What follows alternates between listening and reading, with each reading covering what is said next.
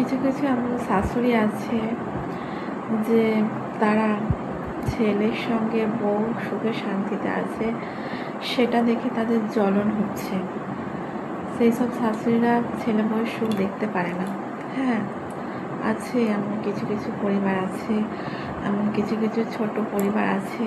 এই সমস্ত জিনিস দেখা যায় একদম যাদের ছোট পরিবার, সেই সব পরিবারে মানে নিচতা, যাদের মনে একদম নিচতা, একদম ছোট জঘন্য পরিবার, সেই সব পরিবারে এই সমস্ত দেখা যায়। এমন এমন শাশুড়ি আছে যে তারা নিজের ছেলের সুখটা সহ্য করতে পারে না। নিজের ছেলে যে তার বউয়ের সঙ্গে সুখে শান্তিতে সংসার করছে, সেই শাশুড়িরা তার ছেলে বউয়ের সুখটা একদম একদম নিতে পারে না, একদম সহ্যই করতে পারে না।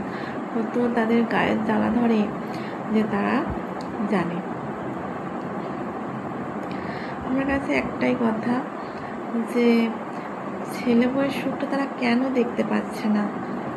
সেই মেয়েটা পরের বাড়ির মেয়ে বলে? হ্যাঁ, কিন্তু যখন তার নিজের মেয়ে কিংবা তার নিজের কোনো আত্মীয়ের মেয়ে জামাই সুখে শান্তিতে সংসার করছে, সেটা দেখে তাদের খুব শান্তি হয়, খুব আনন্দ হয় মনে মনে। হ্যাঁ, কথাটা সত্যি, শুনতে খারাপ লাগলো, এটাই সত্যি। তার মেয়ের সঙ্গে তার জামাই সুখে আছে দেখে তার খুব ভালো লাগছে, কিন্তু ছেলের সঙ্গে বউয়ের সুখটা কেমন একটা যেন লাগছে, সে সহ্যই করতে পারছে না। তার কেমন একটা গায়ে চুলকুনি হচ্ছে।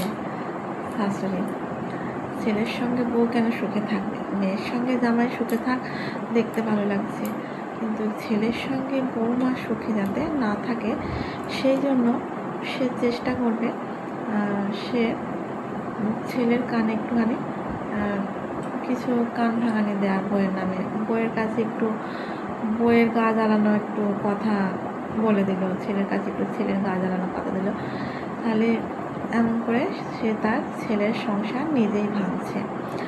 তাহলে সে কেমন শাশুড়ি যে মা হয়ে নিজের সন্তানের সংসার ভেঙে দিচ্ছে? তারা শুধু শাশুড়ি নয়, তারা এক একটা ডাইনি। হ্যাঁ, আমি তো বলবো তারা শাশুড়িও তো নয়, মা তো নয়, মা তো কবে উঠে গেছে, এমনকি শাশুড়িও নয়, তারা এক একটা ডাইনি। হ্যাঁ, অনেকের কাছে এটা শুনতে খারাপ লাগবে, কিন্তু এটা সত্যি এবং বাস্তব। এমন শাশুড়ি আছে যে ছেলের বিয়ের পর ছেলের বউয়ের সুখ দেখতে পারে না, তার ছেলের সুখ দেখতে পারে না। তাদের প্রচুর গায়ে জ্বলন ধরে, তাদের প্রচুর গায়ে চুলকুনি ধরে। একদম একদম তারা ছেলে বউয়ের সুখটা দেখতে পারে না, ছেলের সঙ্গে বউয়ের সুখ দেখতে পারে না, বউয়ের সঙ্গে ছেলের সুখটা দেখতে পারে না। শুধু সব সময় নিজের ছেলের সঙ্গে ভালো সাজার চেষ্টা করে, বৌমার দোষটা তুলে ধরে, যাতে তাদের সম্পর্কটা মানে একটু খারাপ যাতে হয়, তাদের সুখটা যাতে একটু নষ্ট হয়ে যায়, সেই চেষ্টা করা, সারাক্ষণ চেষ্টা করে তাদের সুখটা কীভাবে নষ্ট করা যায়, এরকমই চেষ্টা করে বসে বসে। আর অনেক চেষ্টা করতেই থাকে, লাস্টে পারে না, তখন একটু মনটা কষ্ট হয়। এমন কিছু কিছু পরিবার আছে, বাড়ির বউরা তার শাশুড়িদের কাছ থেকে তাদের যোগ্য সম্মানটা পায় না, যোগ্য ভালোবাসাটা পায় না।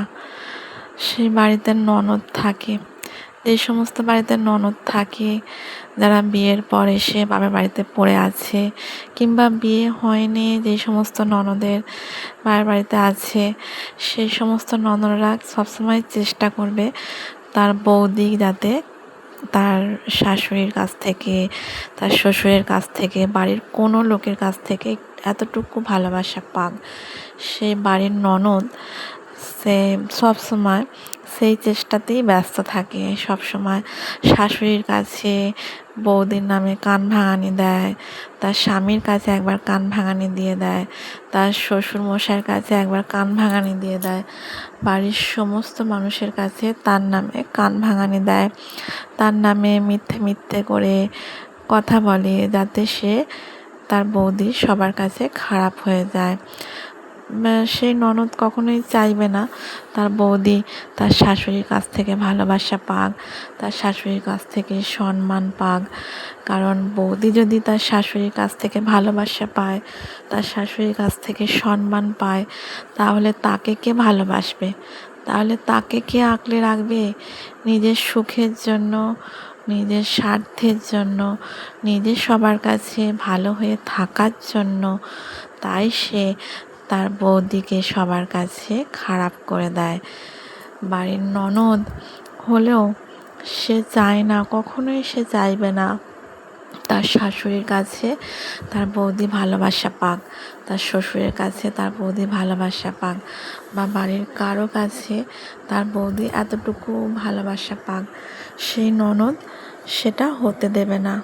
আর যে সমস্ত পরিবারে বাড়ির ননদের কথা না শোনে শাশুড়িরা, তারা হয়তো বউদের একটু ভালোবাসা জায়গা দিতে পারে।